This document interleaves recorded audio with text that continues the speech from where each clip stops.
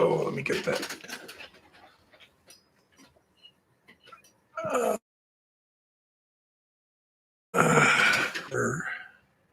It's actually not that bad. Okay.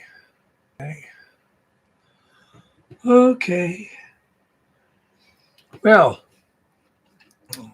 video and sound check, please. Everything working all right? Yeah, that looks good.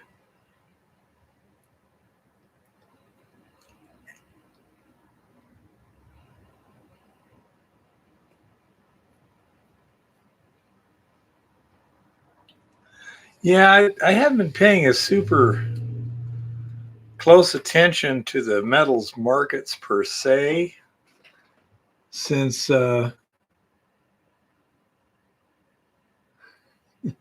load. I guess it means loud, and you don't look fuzzy. Okay, well I feel fuzzy, but that's good that I don't not showing it.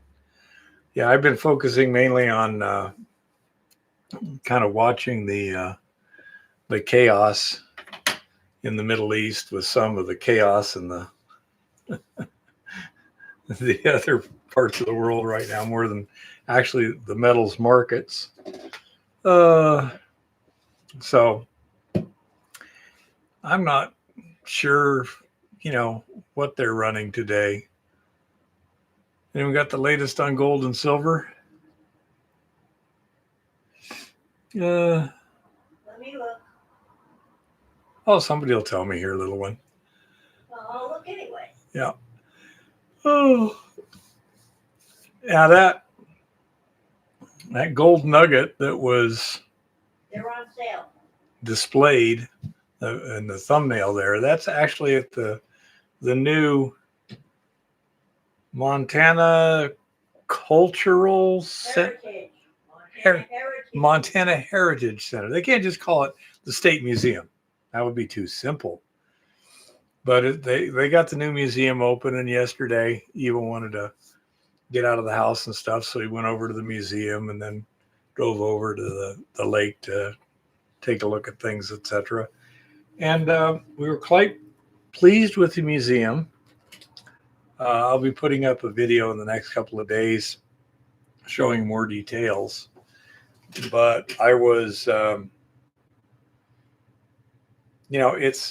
it's obviously new. It doesn't have the clutter like you'll get over time, where walls are covered with paintings and stuff like that. But it was well done. And they had, was it C.W. Russell? Is that the C.M. Russell? They had a lot of his paintings there and stuff. They had a lot of good displays. There was one in particular that I thought was very well done. I don't know who came up with this idea and executed it, but I was real pleased. You just walk into this little alcove, and it's built like you're in a hoist cage. And they've got a big, giant LCD screen, like you're looking out through the door of the hoist cage. And then it starts going down, and they got little vibrators in the floor or something that shakes it, very similar to what an actual cage feels like. And, everything is going up past you. It does a really good job of simulating the motion. And so it was really well done. And they had some nuances there.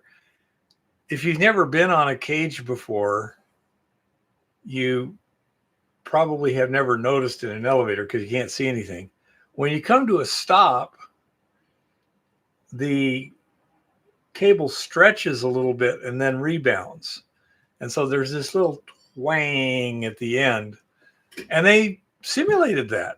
That was really well done. I thought it was pretty cool. And so we were quite pleased with that. They had a lot of Native American focus and artifacts and stuff. They had a lot of 1800s, Lewis and Clark area. You're going to see a picture of Jim Bridger's rifle and binoculars, things like that. And so that was, say, it was a really cool little side trip, and it is free. I presume that's the plan to keep it that way. I don't know.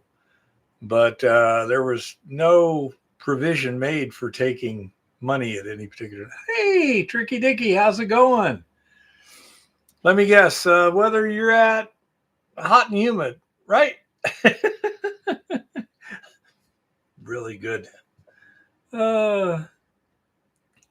So it's exceptionally warm here, Tricky. Probably in the 70s right now. You know, in March, it's just crazy. Pretty good. So everything's going pretty well for you over there. I'm glad to hear it. Kiss the babies. Oh, and yeah, if I ever get down to Nicaragua, it's probably going to be very, very similar to where you're at in terms of the heat and humidity and stuff. And they finally got me some samples from Nicaragua, and that's what I made the video I posted earlier today on. The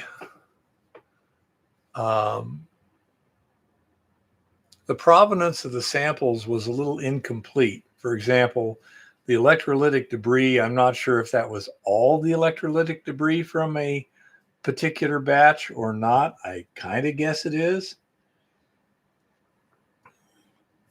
Cool, Michael.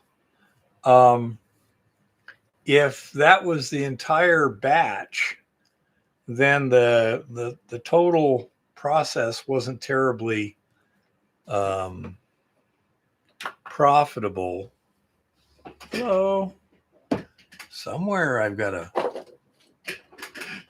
I'm supposed to have a calculator. My goodness, where did my calculator go? I am annoyed. Oh, there it is. Got it.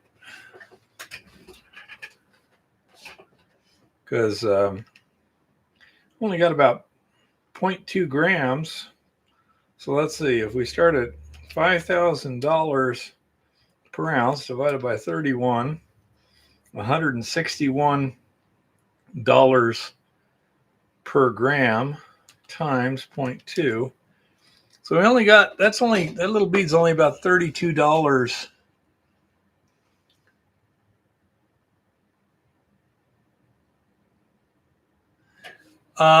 Eva has come through the treatment very well. She had a couple weeks of pretty tough time, not horrible. Okay. It was unpleasant, but not horrendous. And she's gotten back most of everything, you know, her spunkiness. The taste is still kind of funky, and she hasn't had enough chance to get exercise and stuff to really get her strength back. I mean, she can do everything normal without a problem, but you going hiking or something right now, yeah, it'd be pretty risky. I think we need to make sure it's a fairly short hike and stuff like that. But aside from that, her mind's the usual, you know, sharp as a sharp as a tack. Yep. And hey Brian, so she's doing pretty well. In theory, they got all the cancer during the surgery, clean margins, all that other stuff, and the radiation and the medication was to try and get any little thing that got past them. So with any luck, she's over it. We shall see what we shall see. Tricky Dicky says, nice. Keep it steady, Eva. Thank you. She says, thank you. And so anyhow, she got through it okay. And we'll just play it by ear from there. This whole year is going to be pretty much kind of flying by the seat of our pants. It's not scheduled out in any detail at all so far. The stuff from Nicaragua, we're working on that. But as I was getting to, so $32 with the chemicals, the labor, and everything else is not very much. Now, that was 25 kilograms. If it was as good as the stuff I've got here, then instead of 0.2 grams, we should have recovered 2.5 grams. So we only got 10% of the estimated recovery. However, there is no head grade assay at all on that. Okay. So it's impossible for us to determine what exactly is going on. This was probably the second batch that they tried leaching and then stripping the resin. I need to get some clarification on that. But if that is the kind of recovery we can expect from this process on that material, then it's not profitable. Okay. On the other hand, if the material doesn't have the gold there, it's got to be a lot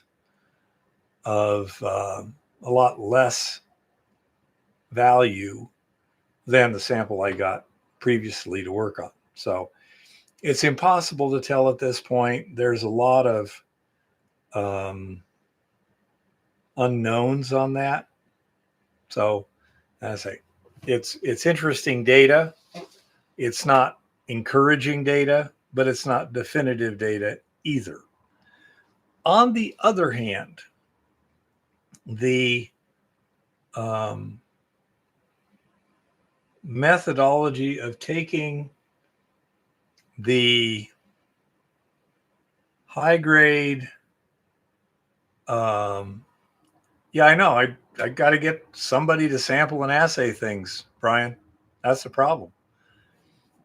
You know, it's being real difficult to get, okay, sample that, sample this, assay this, blah, blah, blah. Now we'll know what's going on. Okay. So it's been challenging. But the method that they tried in addition seemed to show a lot of promise. It's certainly quite simple. And that was after they'd done their gravity separation, sucked the gold line off and everything, they then took a sample of the same material that they leached there and put it in the little mini ball mill and ground the bejesus out of it for, I don't know, a couple hours, I think. But anyhow, so and then they ran it over the table and they got a little bit of a gold line. Now, it wasn't a big gold line, but it wasn't a lot of material either. And in the process, they also split off a lot of silica. So that is a secondary process that currently shows to look, without a lot of data, at least as good as what we did with the leaching and a lot simpler. Okay.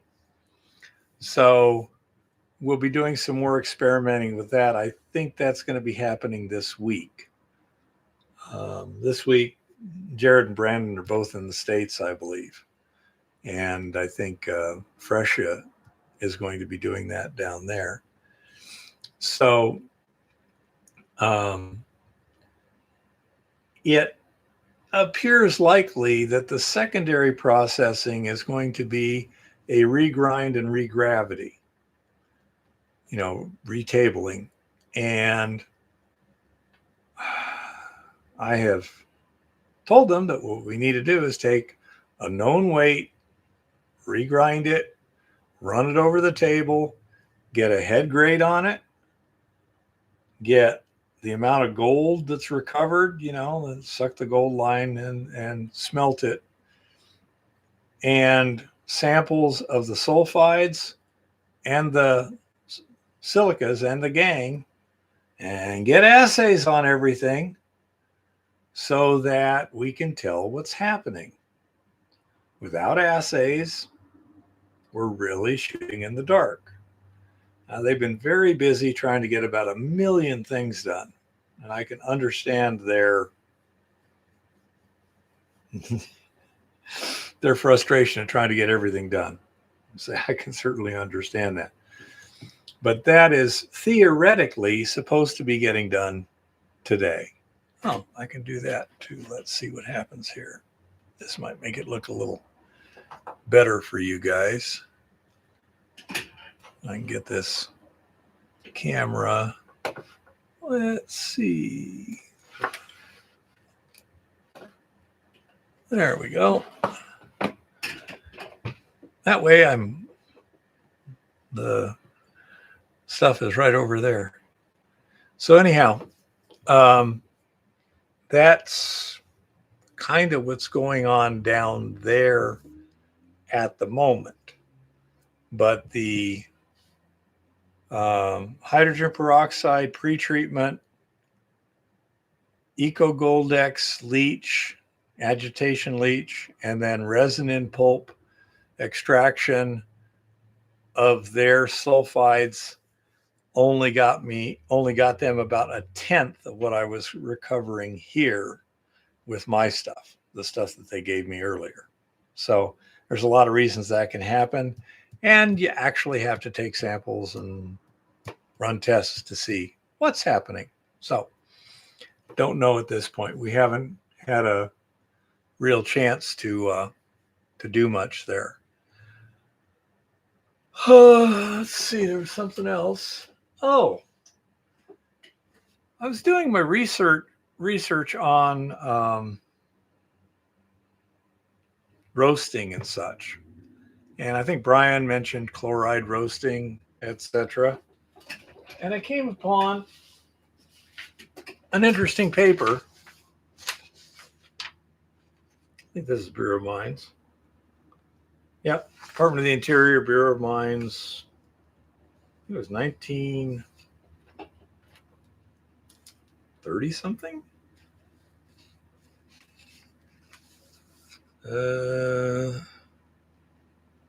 I was able to get this through 911 metallurgy. Good Lord. Everything has to be frickin' difficult.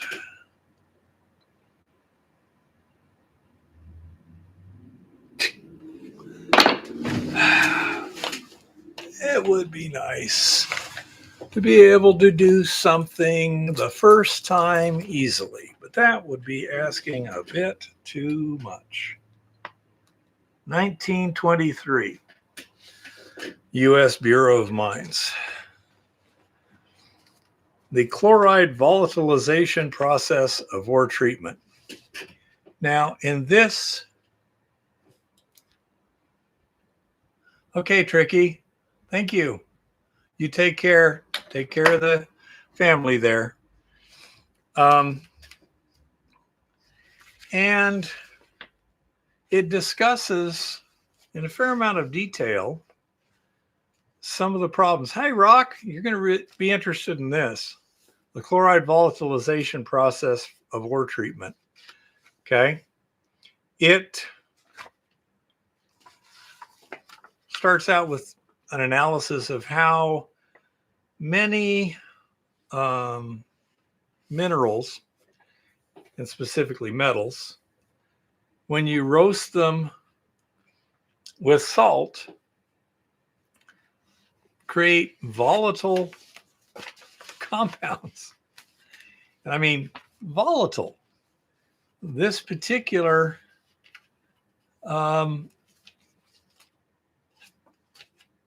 theory here was, with a little bit of creativity and thought, you could actually essentially fractionally distill rock with some of the materials. And let's see which is the easiest. My eyes get pretty crappy. For example, page 2, paragraph 1. In addition to the minerals named above, gold in ores has been readily volatilized. Zinc does not form a volatile chloride. If an oxidizing condition is maintained in the roasting operations. Some excellent results have been obtained with carbonate zinc concentrates containing silver and lead. Practically all the silver and lead were volatilized, but very little of the zinc. Experiments have proved that the process is probably one of the best for making a clean-cut separation of lead and zinc. So, I say it's 130 pages report. I've just got started on it, but it's a very interesting concept, but it also emphasizes the point that in a number of cases, you can get substantial losses during a roasting type process, a roasting or smelting process.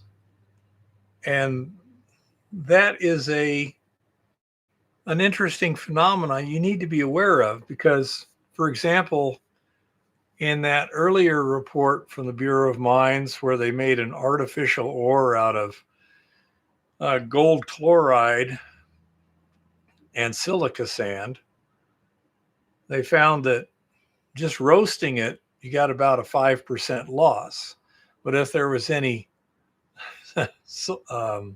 pyrite there, the loss could exceed 90% of the gold. You know?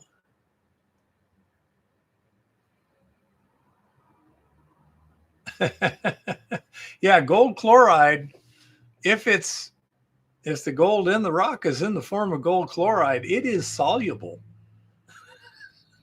You know, you can pretty much do a water rinse. I'm not sure what the exact parameters are, but essentially a water rinse will take it out of the rock. So, as I recall, the thing with the gold chloride is that while it's fairly volatile, it's also pretty unstable. So if you can kind of keep it in the process until it gets to, I think it was 300 or 400 C, then it breaks down to metallic gold again. It kind of reprecipitates. But it's interesting to see, a real serious consideration of essentially throw a little bit of salt in there, roast it, and then play some interesting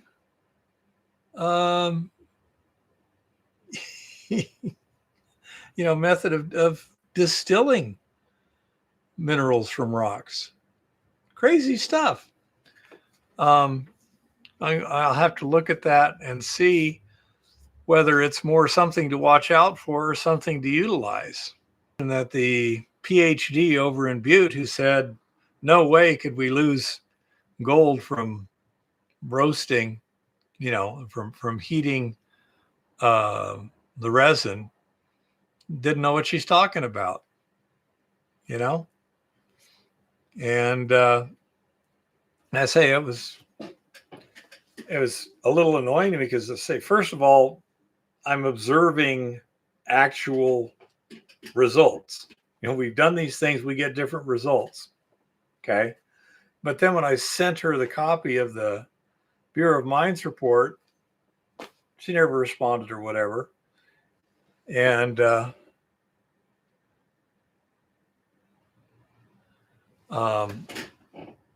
say it just seemed to me foolish, as Robert Heinlein once said. No, Isaac Asimov said, if a gray bearded old scientist tells you that something's impossible, he's very likely wrong.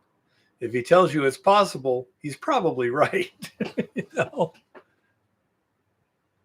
I don't know. It was Montana Tech Center for Advanced Material Processing. What can I say? So, say it's pretty interesting, and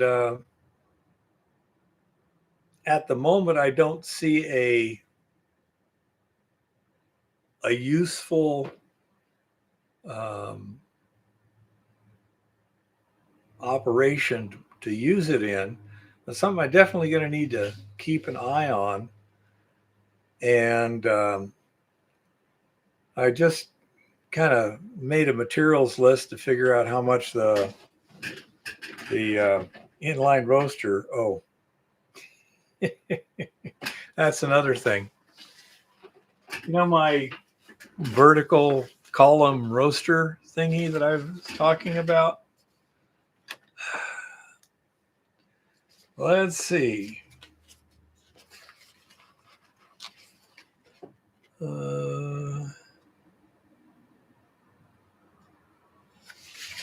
Where? I haven't had really time to prepare that much today.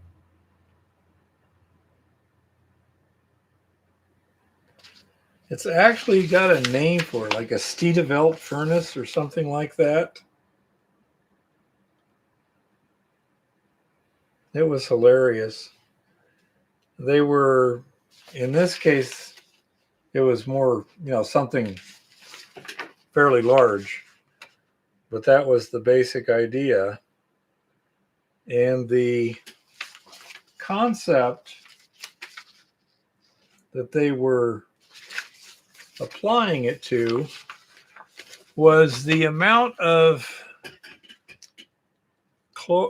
gold chloride volatilized was related to how much salt you added, what the temperature was, and how long you kept it at temperature. And so the idea of this particular furnace, dropping it through a hot environment, was to minimize the time that it's at roasting temperature. By flash roasting it, you can minimize the time for volatilization. And I think it was like Steedevelt furnace or something like that. It was some weird name. It would also be nice if this was printed a little larger.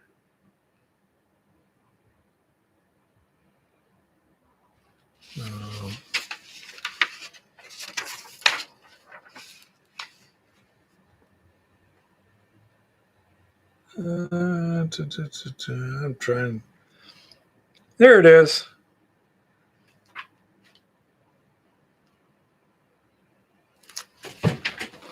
Let's make sure this looks almost like A's right now. Where the hell's my damn?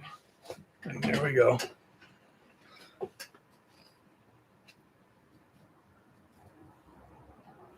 Yep, Steedevelt.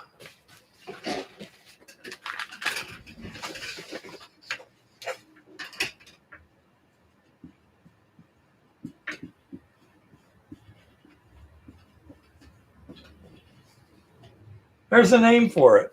Somebody invented it 100 years ago. That's okay. Patent should be out by now. So the concept of dropping it down a column and flash roasting it is not something new. Let's see.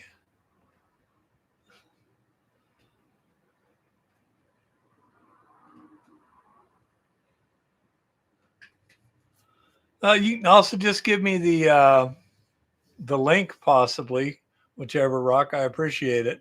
Hi, Red Wing. So, I say, it's an interesting field of inquiry. I think for what we're doing right now, it would probably I would probably be using a roaster more for just roasting as opposed to converting to chlorides.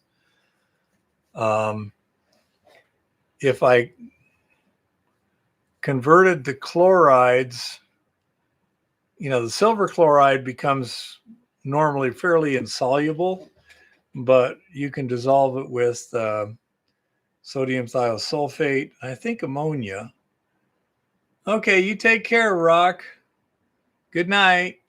Keep it safe out there. And the gold chloride, I say, if it was in gold chloride form, it's water soluble. Honey Bunny, the chloride conversion, according to this, is done at atmospheric pressure in many cases, but it's roasted. I did see some places where they were using steam to modify the products, some, I believe, but I didn't see any thing where everything was always under pressure. I still got to finish the reading the report. My ability to focus and assimilate knowledge has been significantly decreased over time by age. It's unfortunate, but oh well. It's the way life is sometimes. Oh, it looks like Beirut.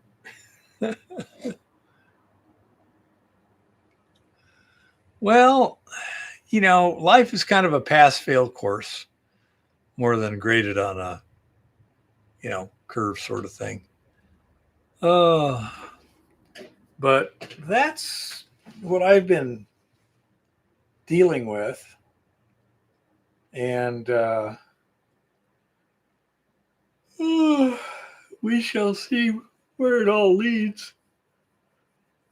But it is nice to be able to presumably reliably fire assay the resin. Since I don't have a second independent method that I can check every sample against, I can't be told if some weird thing happens.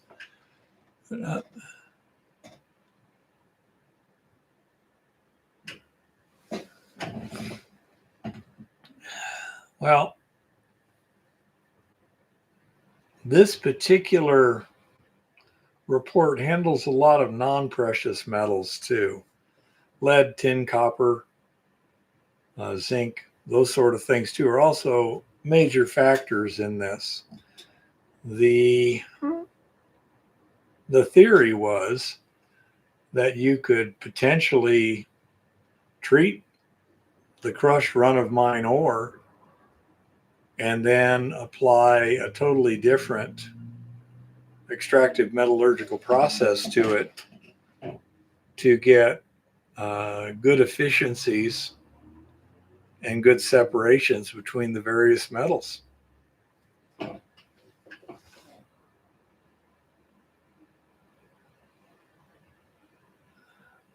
That should work also, Brian.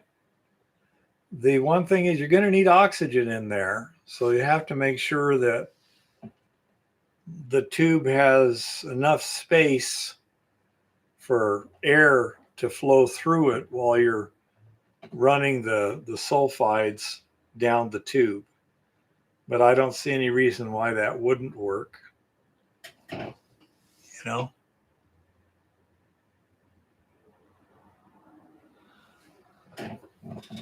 So that's certainly not a deal killer to me. In terms of the flame, to minimize energy losses, it would be probably better to have an outer tube as a jacket with insulation on the outside of that, so your flame heats an atmosphere, so to speak, outside of the inner reaction tube. Yes. Water scrubbers were mentioned, a variety of types. There's also, as it's volatilized, when it cools down, it can turn into a dust. And there was electrostatic precipitation mentioned.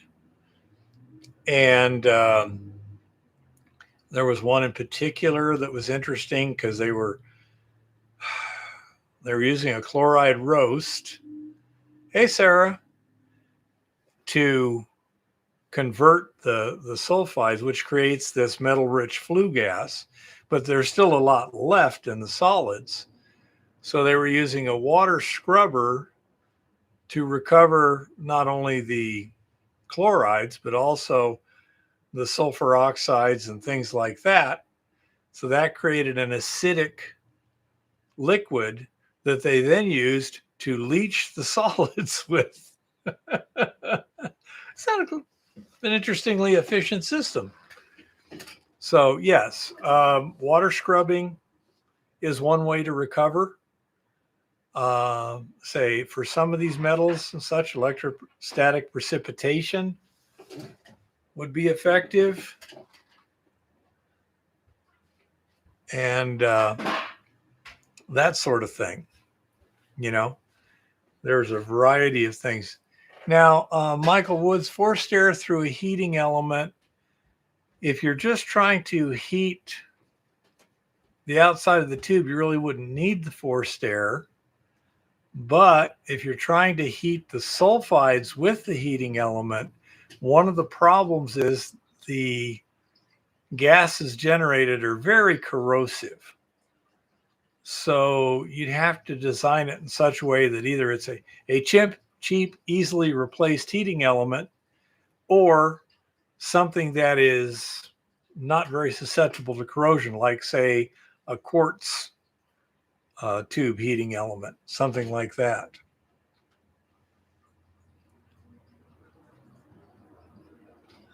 And so it depends on where you're trying to apply the heat. If it's to the outside of the reaction chamber, you really wouldn't need any forced air. If it's to the inside of the reaction chamber, then you're going to need to make sure you take corrosion into account.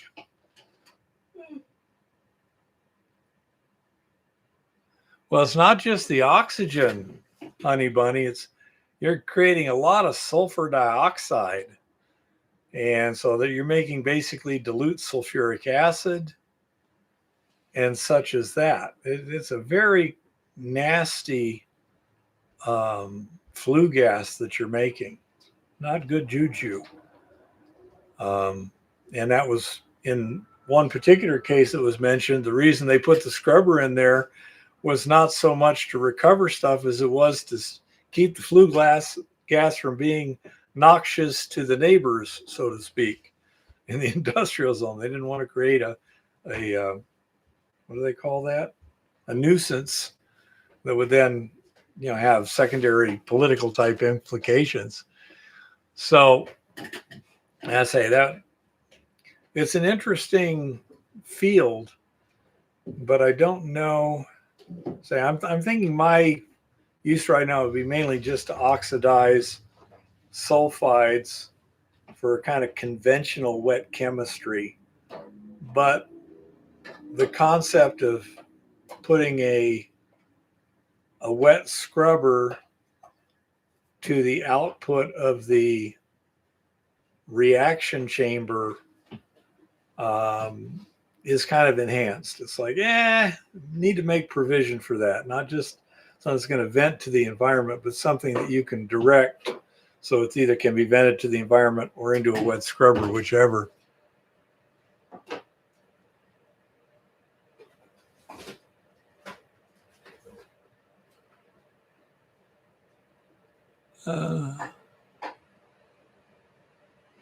I'm sure it would, Michael Woods. That's some nasty stuff.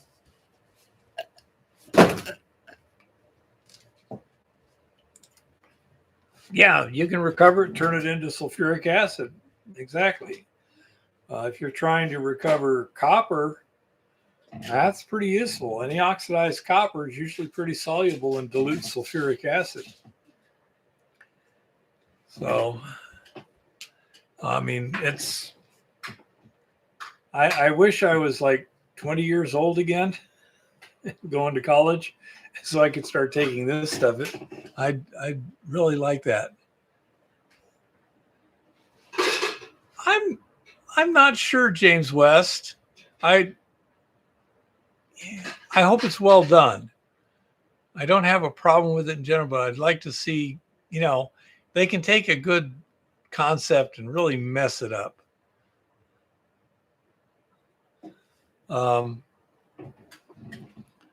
But yeah, that's it's really kind of complex. So I say, if you guys want to get it, if you just Google, what was it? I think it was chloride roasting of sulfides, and go down there to 911 metallurgist. There'll be a thing there.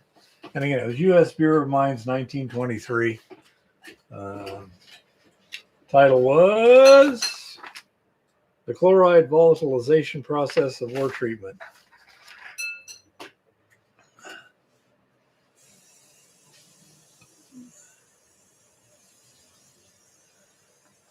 So that's interesting.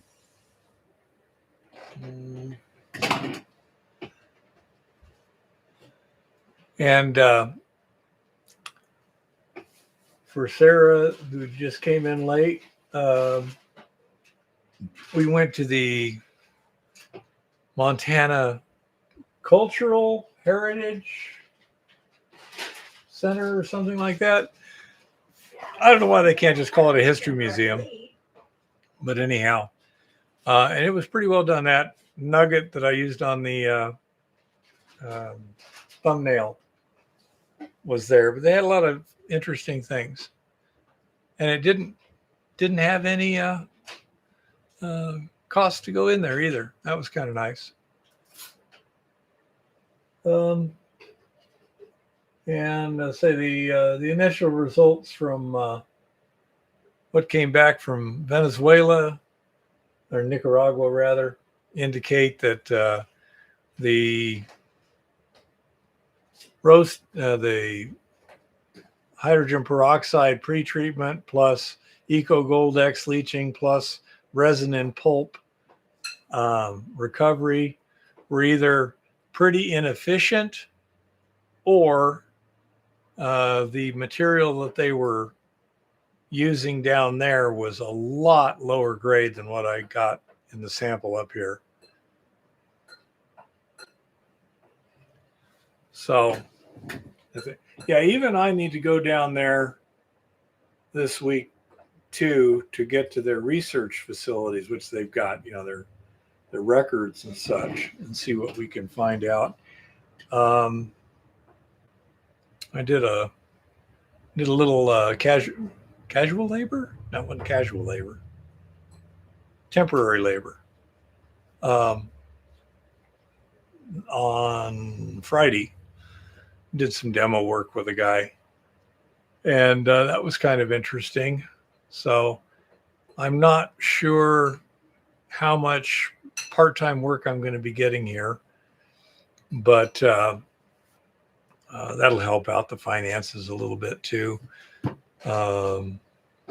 Theoretically, the next month or two, I'll be going to the MSH, Mine Safety and Health Administration safety training class, so I can get that certification. And then I can do some work with Lauren over there in Butte and up on the mountain too. So we'll see. Poor guy's working his tail off. And he's babysitting drillers again, and that can be challenging. Poor guy. Anyhow, and that's kind of what's going on. Does anyone have any questions or subjects or anything at this point?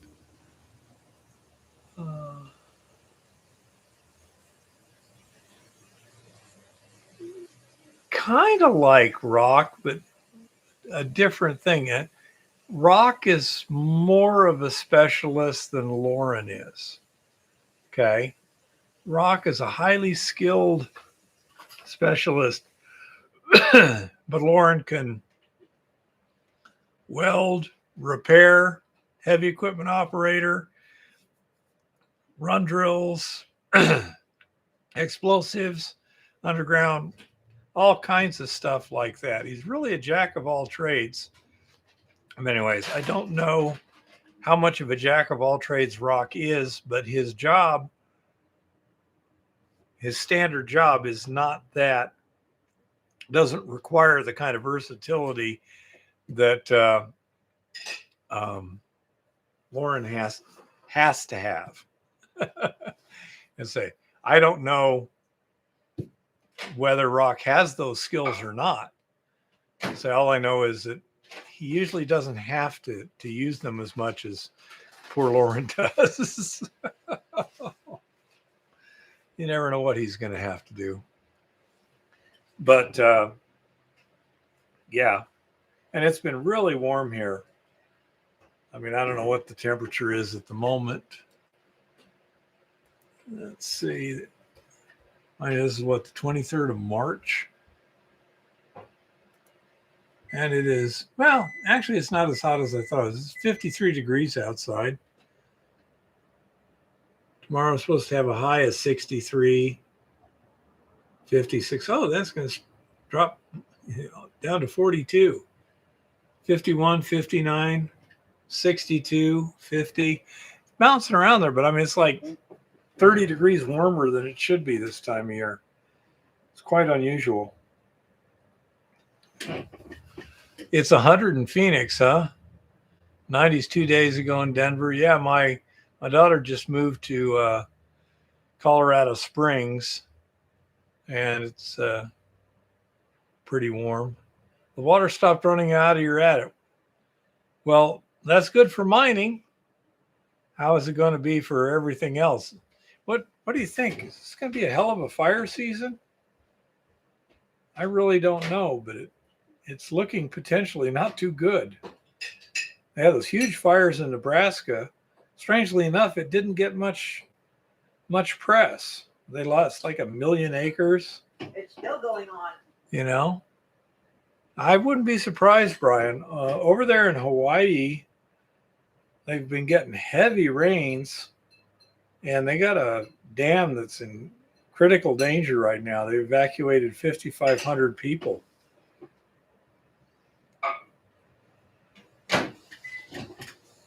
Exactly, honey. Forest Service is in panic mode. Would not surprise me.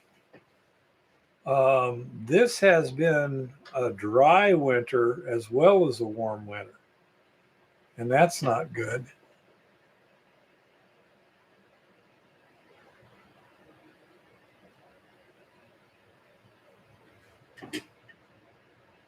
And so it'll be interesting to see how that works out. Like everything else this year, everything's up in the air.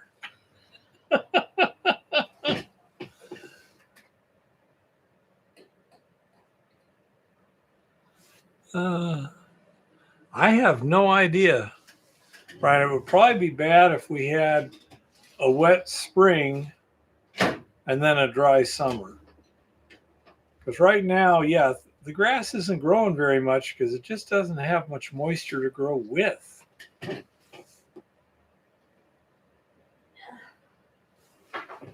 So, yeah, it's kind of weird.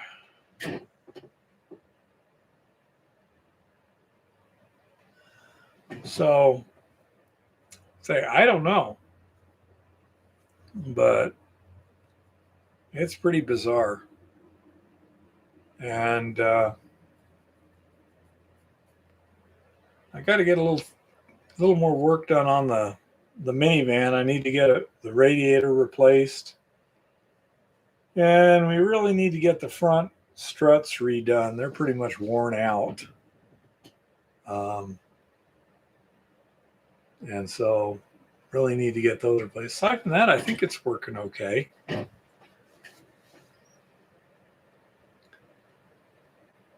Eva would like to get back to Boston this summer. I think it's low probability, but they're going to have the tall ships in for 4th of July, the 250th anniversary of the United States. And she'd love to see that, but I don't know what the dealio is. We shall see. I heard that the lines at the airports have gone down dramatically since yesterday. They got some temporary help to help the TSA agents. Yeah, I can understand that, Sarah.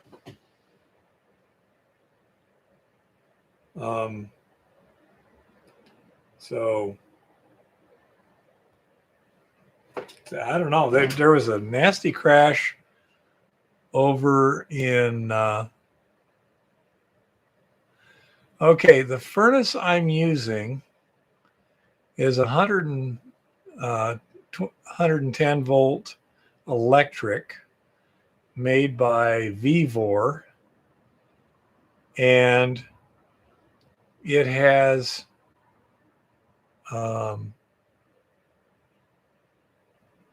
really good design as far as I'm considering. It'll take 2 small crucibles, 4 inches tall.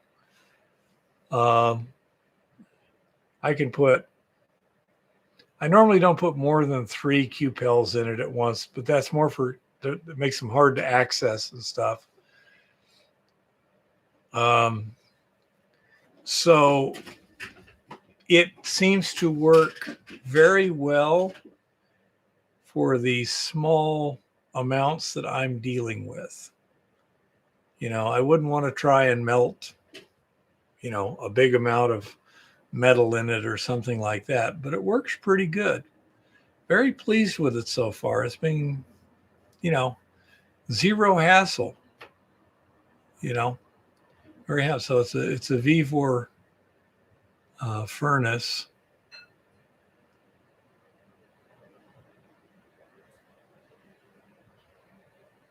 £150 impact hammer.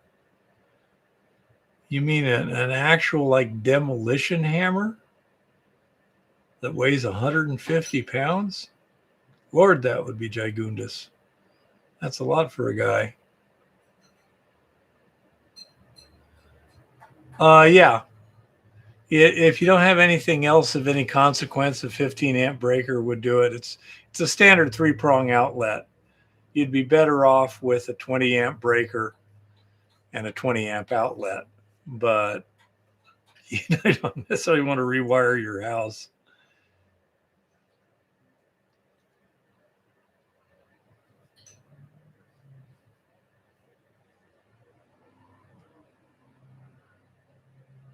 Even then, 130-pound hammer, that's a lot to pick up. My Hilti's only like 27 pounds,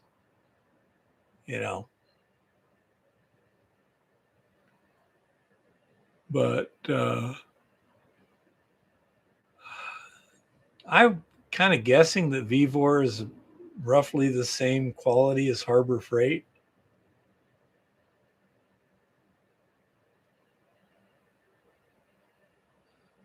Yeah, honey bunny. Yep.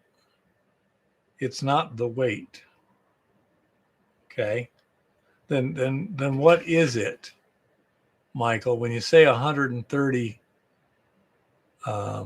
what does that mean? But yeah, my Vevor furnace, I've been very happy with it. That one that Lauren got when the Vevor wasn't available, I wasn't terribly impressed with it. Should work okay, but yeah, there's nothing special.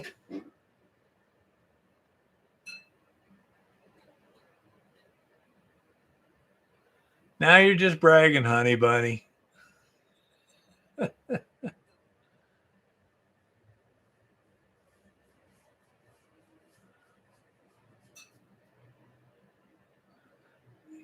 Yeah, say that little furnace, I've been very, very happy with it. Works just fine. You can see from the videos, it gets to good temperature. Oh.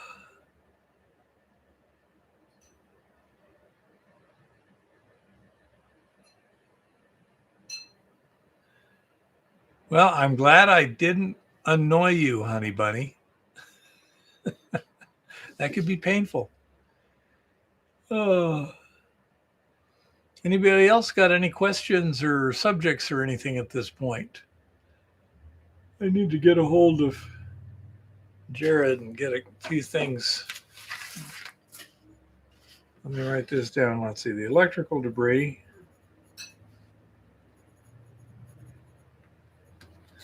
Is that a full batch?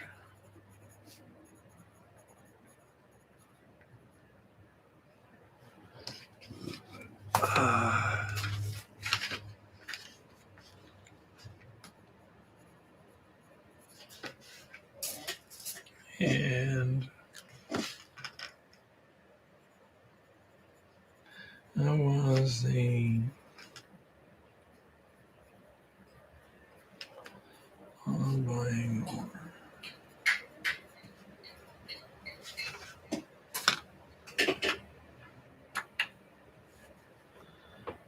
Yeah, it's frustrating getting weak and sickly compared to what you used to be. I know. Chat disconnected. Please wait while we reconnect you. Successfully reconnected. Oh. So anyway, I don't have much more to report.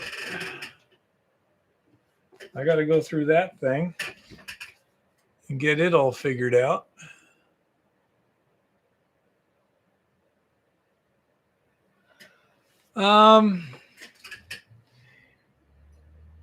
The whole, that little furnace there, I'm sure it would melt aluminum easily, but I don't know how much you could fit in it because of the size. It's like a 6-inch cube on the inside.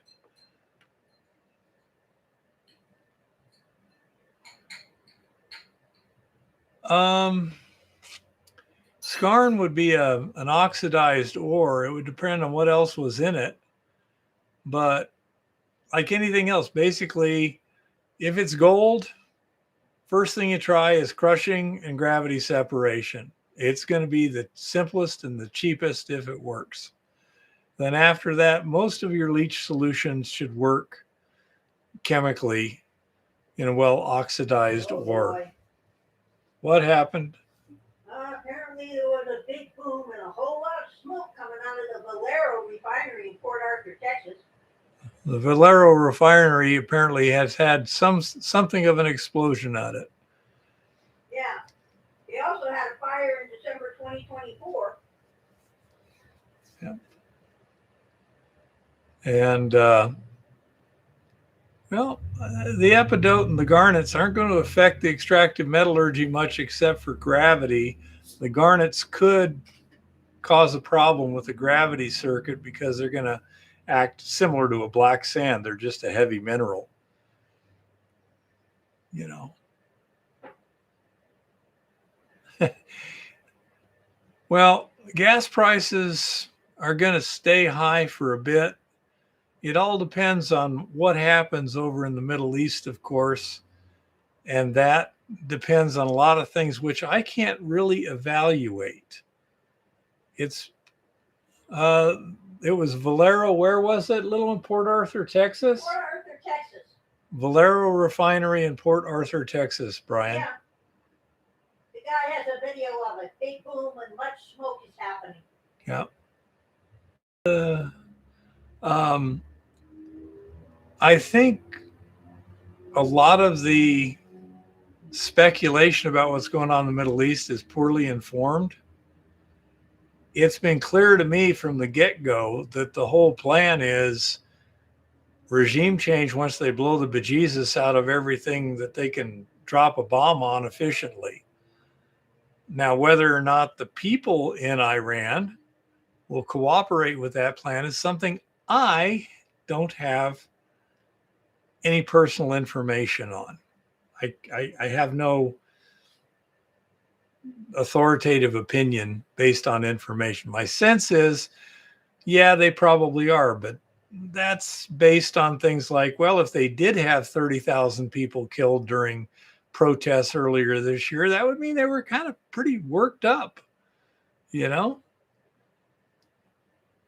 So that's, a question that I can't answer, but I would expect most of the big bombing to stop here in the next week or two. And then we'll see whether or not it has done the job. Don't know. We shall see what we shall see. Not a bad concept, Honey Bunny. Definitely, David. The particular people they're trying to bomb, they're being very selective about it, is the theory. Okay. And that makes the people who are their enemies potentially do like you. If you can be selective about it, yeah, the enemy of my enemy is my friend. We'll see how well that works out. Some of the stuff I've been observing indicates to me that it may be working out pretty well. We shall see. I could be getting bad information. Duh. Obviously, half of it is bad. Maybe all of it's bad and reality is somewhere else entirely.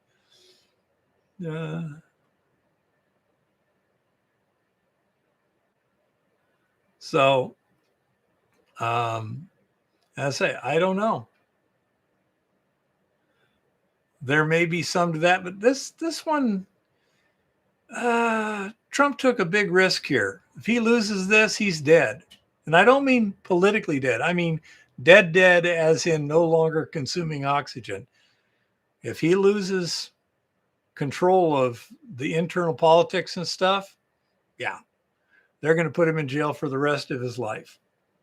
Okay? And then he will have a heart attack. Yeah, then he'll commit suicide or have a heart attack or something. Hi, Urban Prospecting.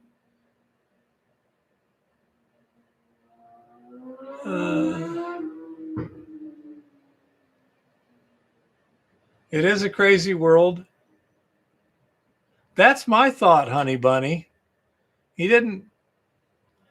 looking at serious risks, and he's not going to roll the dice if he's not pretty confident how it's going to come out.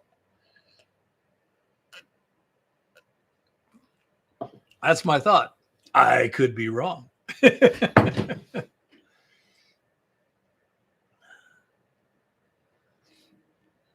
That's my thought. I'm perplexed about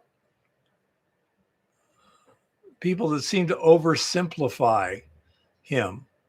Yes, he's chaotic, but I don't know if you've ever heard of a style of fighting called drunken boxing, but let me just get the definition here, because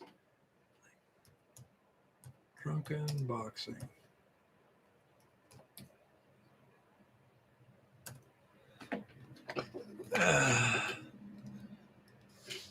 We pretty much got all the mining stuff talking.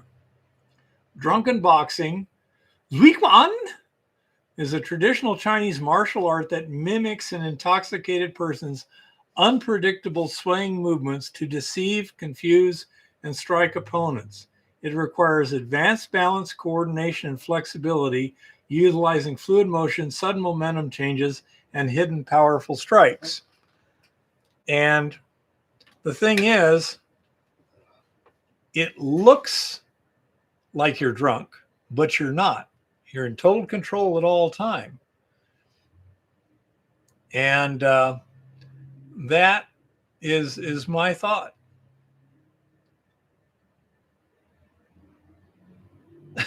Yeah, I would agree with that, honey bunny.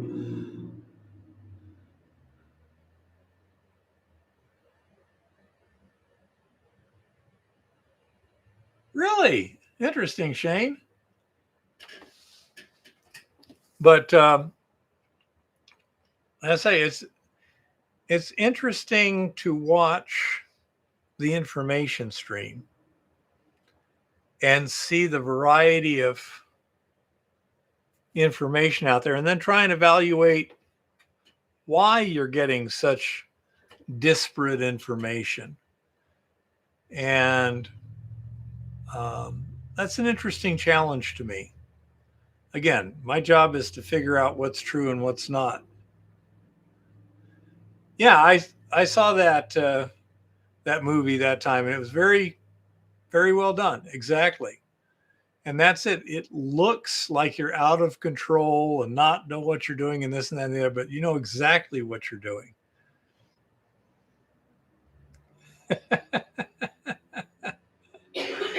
So we shall see. It's not going to take too long to figure it out, because he's either got to get this thing under control quickly, or he's in deep, deep trouble. That's crazy. So for people who don't like him, hope is there. For people who do like him, hope is there. You know, what, little one? On Friday night, apparently a car crashed through the main entrance of a terminal at Detroit Metro Airport. Huh. Well, another thing is there was a crash at LaGuardia last night, and I think it's a symptom of the problem that we're trying to push the system too hard. I like to watch ATC tapes and stuff for entertainment. And the problem is that there's been way too many close calls lately. I mean, the TCAS systems have saved us from about 3 mid-airs in the last week. You know, your emergency backup system should not be being used very often at all. And they're giving too little margin of error, a little mistake, and you don't have time to fix it. Yeah, David, the fire truck and the jetliner were same place, same time. The air traffic controller told the fire truck he could cross that runway, even though there's a plane landing. And this is where, again, you're pushing it. The ATC is trying to do too many things. I was listening to one, I think it might have been Atlanta a few days ago. And I mean, this air traffic controller never had 10 seconds of silence for 4 minutes flat. Okay. It was just one thing after another, after another, after another. This plane, that plane, the other plane, blah, blah, blah. And when you're moving that quickly, it's bound to cause problems. You need to have enough slack so that you have time to recognize a mistake. Where, the Valero? Yeah. She says the Valero's burning pretty good. Grab your hot dogs. And so I say that's the problem as I see.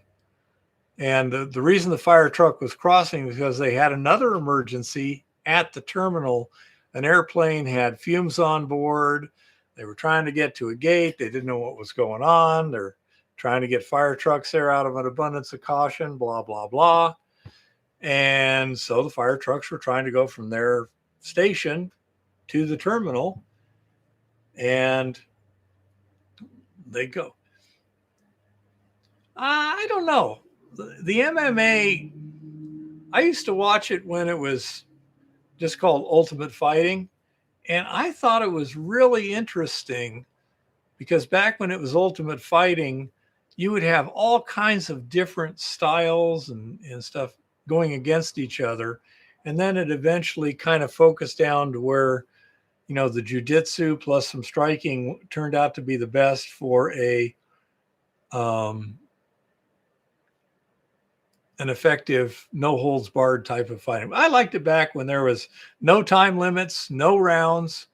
You go in the ring and you keep fighting until somebody comes out of the ring a winner, you know? And that used to be pretty fun. I used to enjoy watching that. Then it became almost a style. And so, yeah, it was also last man standing, same night. You'd have like 8 people, and it was a single elimination tournament. And each round was as long as it took. And you'd have everything from, you know, like Butterbean going up against a jiu-jitsu guy, you know, Hoist Gracie. And then you'd have some sumo wrestler, you know, going up against a boxer. And it was fun to watch and see how the different styles and sizes and everything stacked up against each other, especially when it wasn't judges, it wasn't, you know, rounds. It was just, okay, you two guys fight until somebody wins. And there was only 3 ways. Well, you could have a disqualification, but only for like eye gouging. There was a couple things. It was submission or basically knockout, you know, which in this case could be choke out and everything else. But basically that was it. It was submission or knockout. And no scores, none of this stuff. And then finally, about a year in it, I think it was Ken Shamrock and somebody else.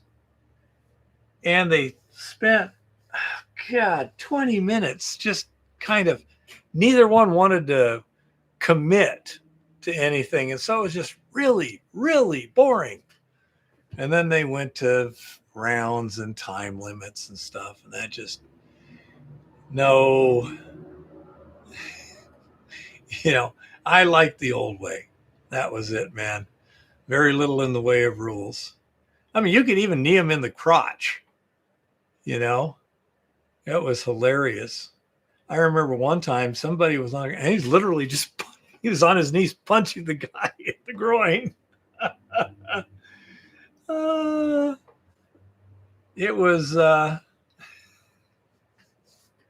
it was just wild because things were happening. You're like, oh, wow, that looks interesting.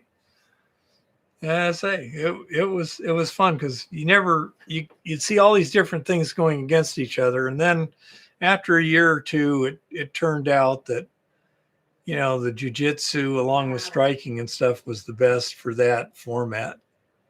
Oh, wow. Ooh, that would be fun, Michael Woods. This is crazy. What, little one? NASA just released a picture of clouds on Mars. Okay, NASA just released a picture of crowds on Mars. And they're rainbows, dude. They got some rainbows there, too. Rainbows? Yeah, it must be reflections off the dust. Iridescent. Yeah, more like I show you. Instead of a prism, more like a diffraction they grating. Won't be able to see, but look. Martian clouds. Martian clouds. Looks Rainbow false color to me. Iridescent clouds. Yep. pretty cool. Well, and to say that's the UFC was not underground, and there was a big, strong ref in there to jump in. Yeah, that's right. The referee could call the contest too. He could basically say that somebody was unable to continue. But as I just like that a lot better than the current MMA. You know, that was the ref, Big John McCarthy. That's right. But yeah, I used to find that a lot more fun than the current stuff. So, oh well, that's progress. I get whenever you get something, eventually it becomes a style of its own, so to speak. You know, because it has constraints, and then there's physics and reality, and voila.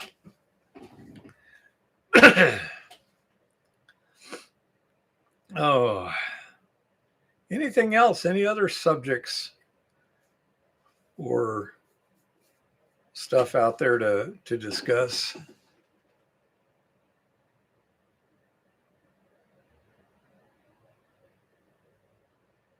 Yeah, you have to be pretty tough.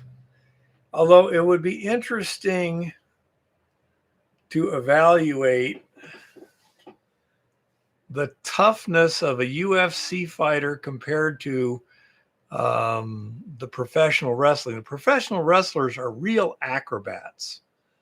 You know, they do some amazing stuff. Yeah, it's scripted, but it's if you look at it as an exhibition of acrobatics and stuff, it's not bad. It's when the acting gets ugly that it's not much fun.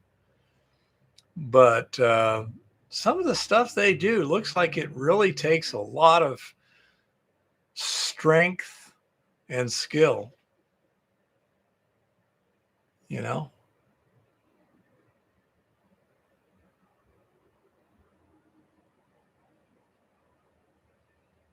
Yeah, that's why they had Big John McCarthy in there to call it.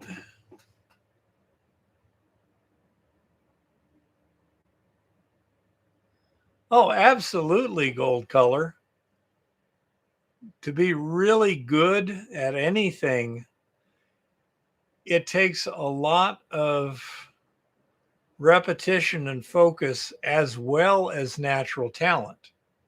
You've got to have the natural talent. You can't become really good without natural talent. I would never be good a super marksman or wrestler, whatever. My reflexes are too slow. My eyesight's too poor. My ability to hold something steady is too poor. You know, it's one of those things where I just don't have the talent to do those things. Luckily, there's a lot of things to do in life that are still fun. You know.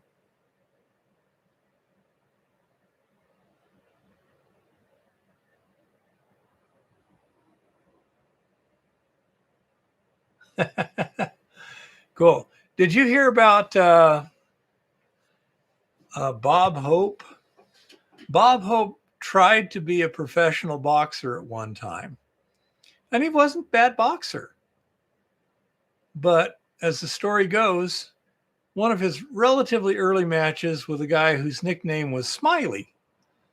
And he said, I forgot why they called him Smiley, but, whatever. So he got in the ring, and then they're boxing in this. And I think it was like towards the end of the first round, maybe it was the second round or whatever. He got in a really good haymaker, just hammered him hard. And the guy just smiled. And then he says, now I remember why they call him Smiley. The harder you hit him, the bigger he smiles. After that, he decided to get out of the boxing business.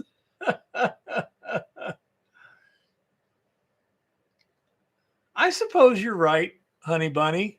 I say it looks dangerous because if you make a mistake, it could go horribly awry in a big hurry.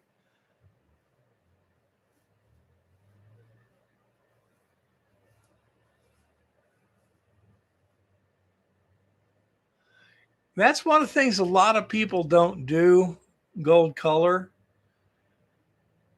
Emotions should set your goals, not your tactics. Okay. There are some people who will shoot themselves in the foot to splatter the other guy with the blood. You know, you need to, I say, take those emotions to give you a goal and the drive, and then box them up and set them off to the side while you do your stuff coldly and emotionlessly and efficiently.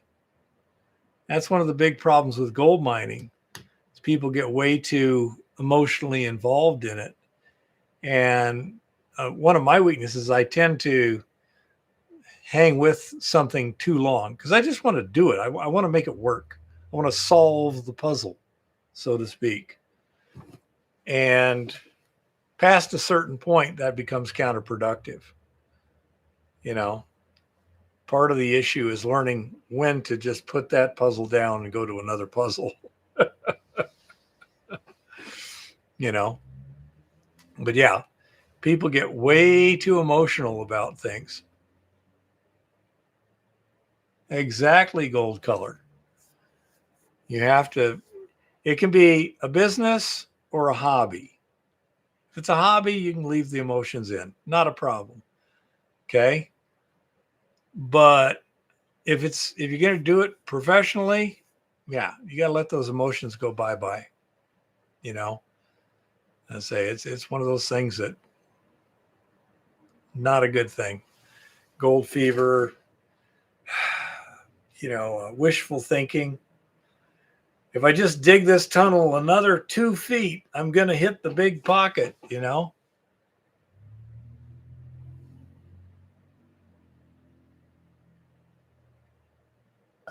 Oh, I agree with you, honey bunny. Playing by the rules is okay in a ring, not in a war. Nope. Again, it's a pass fail.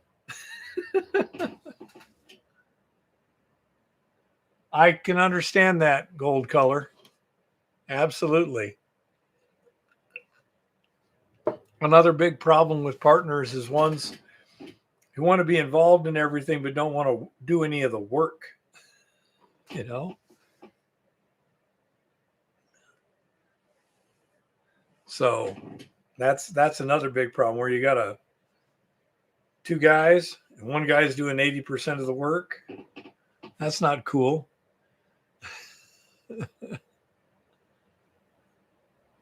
I like working fairly hard too, honey bunny, but it's getting harder to do it. Yeah.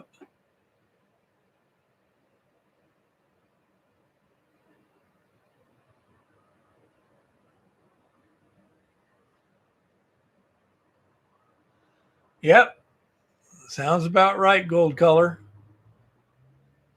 Um, the main thing is if you're the driving force, you need to have control. Okay. And it's better for someone like you to have junior partners or employees so that if they don't pull their weight, they can hit the road and it's not a problem. You don't want those people to have a percentage of ownership. You know, that becomes a problem. Is that what, little one? Mark Wayne Mullen has been officially confirmed as our new DHS secretary. Okay, so we got a new DHS secretary now. By the way, Eva exchanged a few messages with Nick Sortor the other day. And who was it that just followed you? Cynical Publius has started following Eva. He's an actual genius type smart person. Yeah. Oh, and I'm talking to Ben Garrison right now. You're talking to Ben Garrison right now? Okay. Yeah. The famous cartoonist.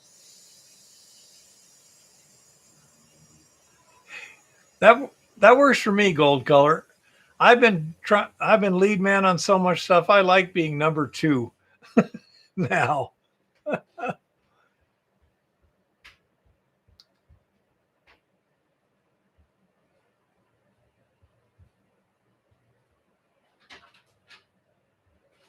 Uh, so to me, Honey Bunny, it's solving a puzzle. I don't like chess. I don't like checkers. Not a big fan of most gambling type games because it's a puzzle over which I have very little control. But things like gold mining, I control where I do it, how I do it, and I'm trying to figure out the rules of the game as I go in that particular spot. And so that's where I put my puzzle solving ability. I'm essentially an inventor by nature.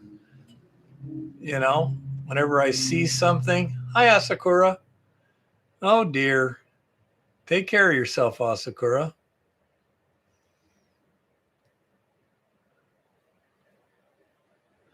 So that's why I like mining, is because I'm trying to solve a multi-dimensional puzzle, but it's one in which I understand the various factors and can ascertain them and then see how I can put them together and see if I can make something work. But that's essentially what it is. Same with an invention sort of thing, like the roaster. You know, here's the problem. How can I make it work smoothly and simply and easily? Yeah, I agree, Michael. Once you got the plan figured out, a lot of times you can just work with very little thinking involved. You're just being, you're in the moment, so to speak.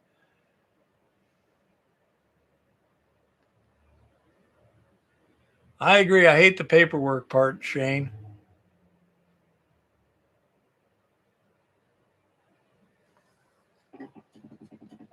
And but that's what it is. I'm trying to invent a solution to a particular mining situation.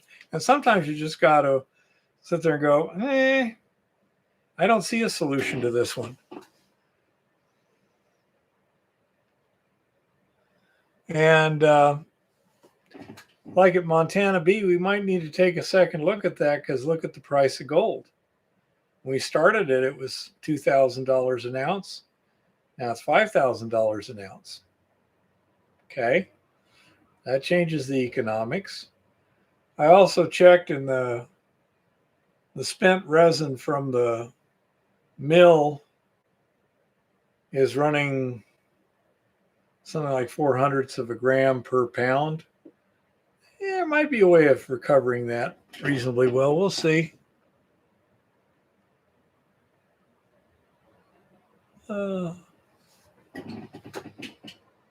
But that's kind of the situation. I enjoy problem solving, puzzle solving, but most types of puzzles don't interest me. Okay, you know, those Japanese puzzles and stuff like that. How do you make it work? It's like, I don't care. You know, it's you know, say like chess and checkers. It's just arbitrary rules. Well, why does it do this? And there's no reason for it to do that. That's the rules. Since it's not intuitively obvious to me why this should be better than that, not very good at it. You know. Another thing about me, maybe Honey Bunny could opine on this one.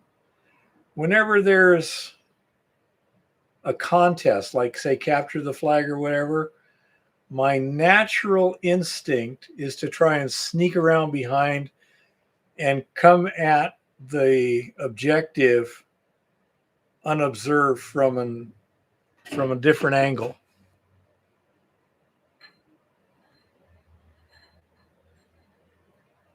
Well, I agree, Gold Color.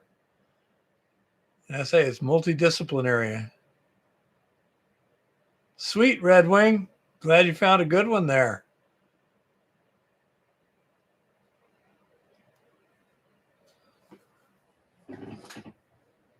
So hopefully they'll find a good one down in Nicaragua. But I say that's another thing I've noticed about me. And now maybe that comes from my brother my older brother, always being older, bigger, stronger, faster, better reflexes than me, and not a little bit, substantially. We would do a lot of play wrestling and stuff like that. I mean, it was serious in terms of we were trying to, really do stuff. But boy, I think the times I actually beat him wrestling, you could count on the fingers of one hand. He had all the advantages, and that may be why I have that natural reflex in a contest like that to try and come at it from another angle. I remember one time we were playing tackle football, but it was just for fun on the grass over there at the U of A. And my friend was on the other team or whatever, and he did some move. I forget what it was even now, but it was kind of a cheap shot sort of thing. And so once, a few plays later, I'm blocking, and I set yeah, and as he throws himself at me, I just step to the side and trip him up.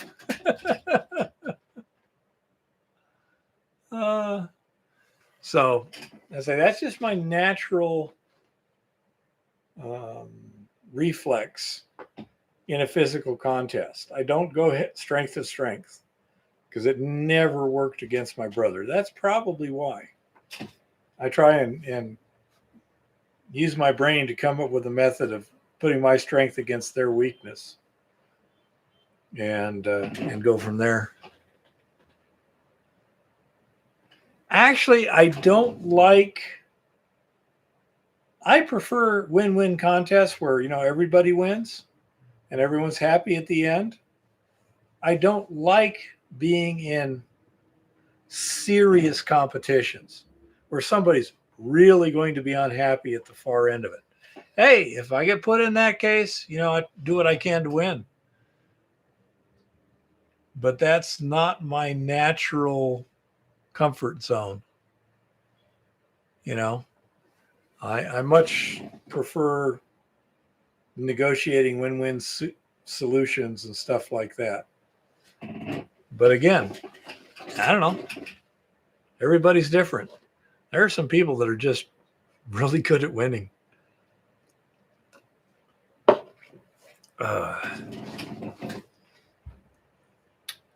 Watching the internet, you see some just amazing physical abilities.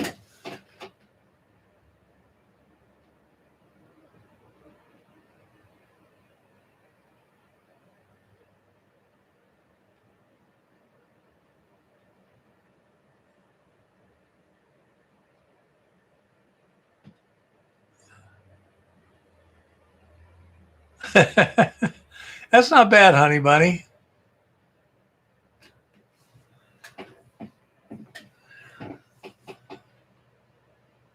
They sure can gold color.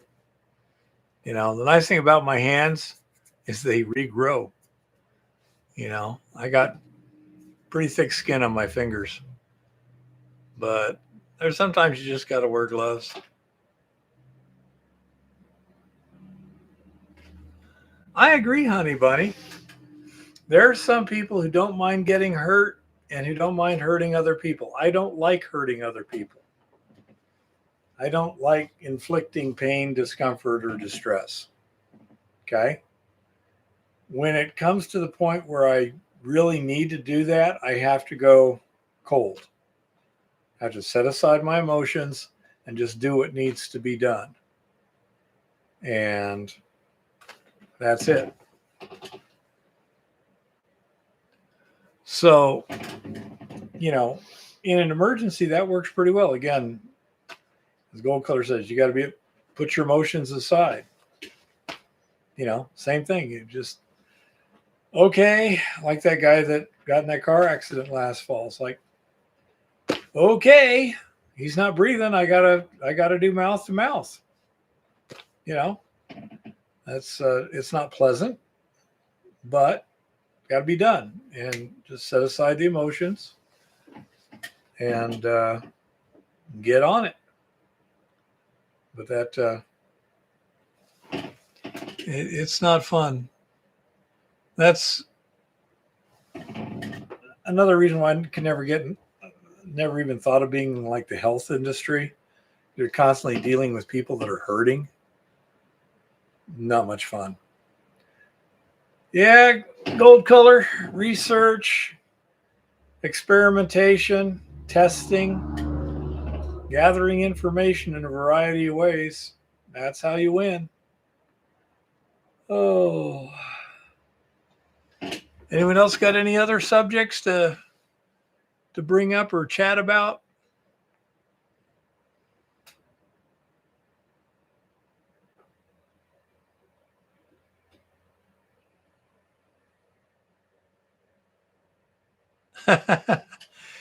Yeah, I hate when the stakes suddenly get real serious, gold color. It's like, what the hell? Why is my life on the line now? I didn't do anything to deserve this, you know? And that kind of sucks. Luckily, around here in Montana, people are usually pretty easy to get along with.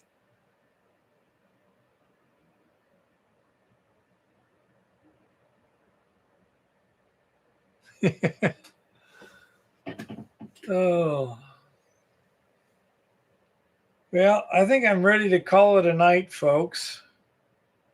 It's been an interesting philosophical discussion here, but I got to start doing some more research and other things here. Yeah, I'm not terribly worried about quadrupeds either. They're usually not that aggressive.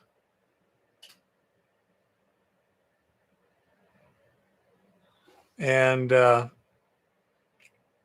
so, I mean, I got a 10 for grizzly bears, and Eva carries the bear spray, but hopefully we don't have to use.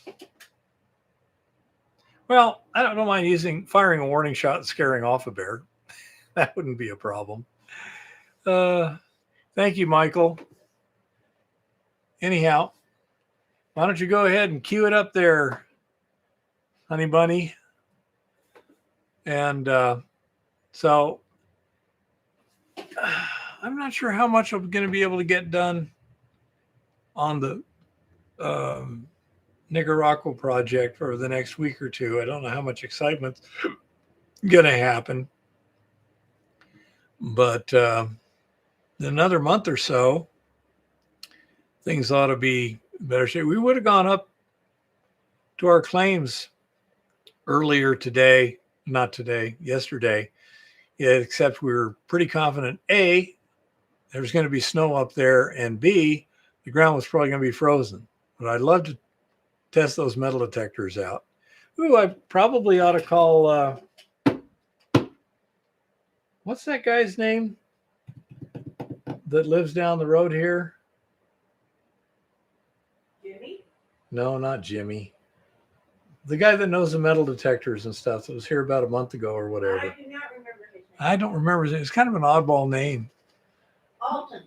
Alton, yeah. We could call up Alton and see if he wants to go out and try doing a little metal detecting sometime too. Ought to write that down.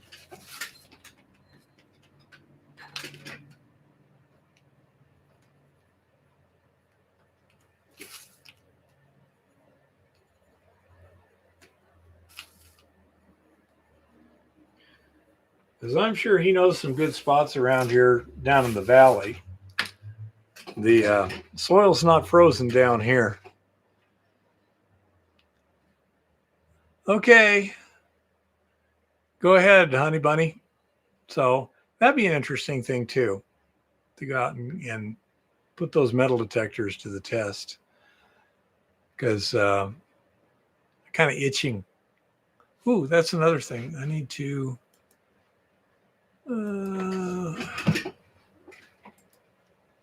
scoop for Metal detecting. I can't find our scoop, little one. So You can't find what? our little scoop for metal detecting. Well, I suppose we could take like a plastic plate or a plastic spoon. What the heck is this? These are all for coins. They're metal scoops. What the hell is that? Scoop for prospecting. Goodness gracious. You can go to the thrift shop tomorrow. They don't have plastic scoops. No, but they'll have plastic spoons. Doesn't matter. There's a reason you buy one. All righty. So let's call it a day. Want to see some wire gold for men? I'd love to, Tiffany. Unfortunately, we're just kind of closing up for the evening. We're here we start at 6 o'clock on Mondays, 6 o'clock Mountain Time. So I'd say we'd love to see you next week. Anyhow, happy prospecting and keep it safe out there, folks. Let's see, end stream. End.